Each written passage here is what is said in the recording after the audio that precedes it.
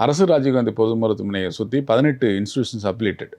அதில் வந்து institute of child ஹெல்த்தும் எங்களுடைய அஃபிலியேட்டட் இன்ஸ்டிடியூஷனா. இப்போ குழந்தைகள் பொறுத்த வரைக்கும் அவங்க எக்மோர் ஹாஸ்பிட்டலில் அவங்க பார்த்துக்கிறாங்க. அது தனித்துறை, அதுக்கு ஒரு இயக்குனர், அதில் பேராசிரியர்கள்லாம் தனியாக இருக்கிறாங்க. ஸோ அங்கே முழுக்க முழுக்க சிகிச்சைகள் அங்கே கிடைக்கும். அதே மாதிரி கண் மருத்துவமனைக்கு என்று இன்ஸ்டியூட் ஆஃப் ஆப்தால்மாலஜி என்று இருக்கிறது. அதில் வந்து அதுவும் எம்எம்சியோட அட்டாச்டு. ஸோ எந்த விதமான கண் பிரச்சனைக்கும் நம்ம அங்கே தான் ரெஃபர் பண்ணுவோம். அவங்களுக்கு நேரடியாக போயிடுவாங்க. இங்கே யாராவது தவறி வந்தாலும் கூட முதல் கட்ட சிகிச்சைகள் கொடுக்கப்பட்டு அங்கங்கே ரெஃபர் பண்ணக்கூடிய வசதி தான். ஐஎம்ஹெச்ன்றது வந்து சைக்காட்ரிக்காக தனியாக ஒரு இருக்குது. அதே மாதிரி கேஜிஹெச் கோஷா ஹாஸ்பிட்டலும் வந்து எம்எம்சியோட அட்டாச் தான். மகப்பேறு பொறுத்த வரைக்கும் எக்மோரில் இருக்குது. அதுவும் எங்களுடைய அஃபிலியேட்டட் இன்ஸ்டியூஷன் தான்.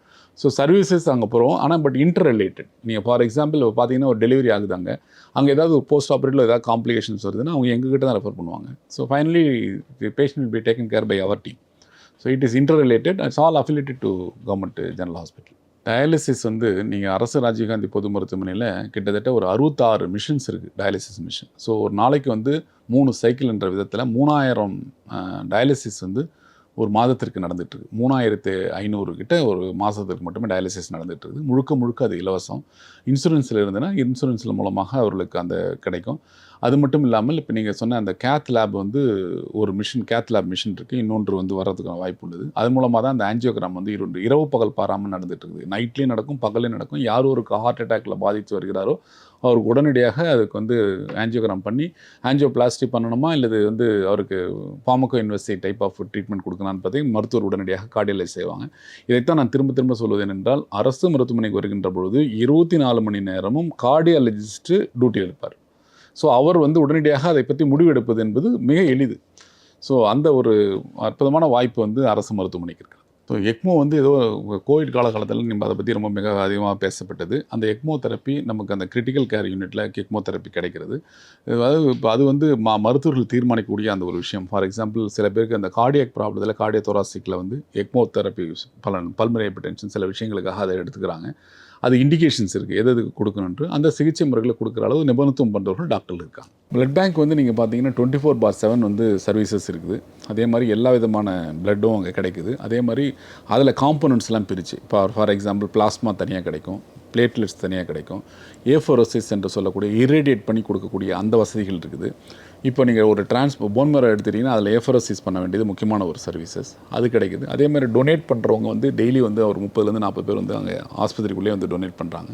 கேம்ப் நடக்கும்போது இவர்கள் சென்று அதை கலெக்ட் பண்ணி கொண்டு வர வசதிகள் இருக்குது. ஸோ அங்கேயும் வந்து லேப் ஃபெசிலிட்டிஸ் எல்லாமே கிடைக்கின்ற காரணத்தால் அந்த ஸ்க்ரீனிங்லாம் ப்ராப்பராக பண்ணி ஐடென்டி பண்ணி கொடுக்கக்கூடிய வசதிகள் இருக்குது. ஆதரவற்றவர்கள், மன ரீதியாக பாதிக்கப்பட்டவர்கள், வேண்டரிங் பீப்புள், இவர்களெல்லாம் வந்து நீங்கள் அரசு மருத்துவமனைகளை வந்து பார்த்தீங்கன்னா அவங்களுக்கு எங்கேயாவது ஒரு இடம், ஒரு புகலிடம் கிடைச்சிருச்சுன்னா அங்கே அவர்கள் வந்து எங்கேயாவது ஒரு யாசகம் எடுக்கின்ற பொழுது அவர்களுக்கு அங்கேயே வந்து ஒரு உணவு எங்கேயோ கிடைக்குது, யாரோ ஒருத்தர் சப்போர்ட் பண்ணுறாங்கன்னா அங்கேயே தங்கி அந்த ஒரு ஆம்பியன்ஸே வந்து முழுக்க மாற்றக்கூடிய ஒரு சூழல் இருந்தது. அதை நான் வந்து மாற்றி அமைக்கணும் என்பதற்காக அவர்களுக்கு கைவிடப்பட்டவர்கள் அல்ல என்பதை அறிந்து நான் அவங்கள எல்லாரும் ஒரு வார்டை ஒன்று க்ரியேட் பண்ணி மறுவாழ்வு என்ற ஒரு இடத்துல வந்து ஒரு வார்டு க்ரியேட் பண்ணணும்னு சொல்லி ஒரு 40 பெட்டு போட்டு அவங்களுக்கு ஏற்பாடு பண்ணோம். முதல்ல டெண்டர் லவ்விங் கேர் அதுதான் அவங்களுக்கு தேவைப்படுது. அவங்ககிட்ட யாரோ ஒருத்தர் பேசணும், அவங்களுக்கு ஒரு உணவு கொடுக்கணும், அவர்களுக்கான ஒரு உடைகளை கொடுத்து அதுக்கு சில ஸ்பான்சர்ஸ்லாம் கிடச்சிது. என் கூட படித்த மருத்துவர்கள் எல்லாம் வந்து அவங்களை டொனேட் பண்ணாங்க. சில பேர் வந்து ஹோம்ஸில் எடுத்து போயிட்டு அவங்கள திரும்பி அவங்கள விட்டோம். சில பேருக்கு மெடிக்கல் இல்னஸ் இருக்கிறவங்களுக்கு வந்து இன்னமும் இருக்கிறாங்க. நீங்கள் எப்போ வந்தாலும் வந்து பார்க்கலாம். அவங்க வந்து அவர்களுக்கு சிகிச்சை முறைகள் தொடர்ந்து கிடைச்சிட்ருக்குது. ஸோ அது வந்து ஒரு மனநிறைவை தரக்கூடியது. அதே சமயத்தில் சமுதாயத்தில் யாரும் கைவிடப்பட்டவர்கள் இல்லை என்பதற்கு ஒரு சான்றாகவும் அது அமைகின்றது. அதாவது முதலமைச்சரின் விரிவான காப்பீட்டு திட்டத்தின் மூலமாக அந்த அரசு நிர்ணயித்திருக்குது 5 லட்சத்துக்கு அந்த ஆண்டு வருமானம் போகக்கூடாதுன்னு சொல்லி. அதுக்கு கீழே இருக்கிறவங்க அந்த கார்டு வச்சவங்களுக்கு இது சிகிச்சை வந்து அந்த கார்டு மூலமாக அவங்களுக்கு கிடைக்கும்.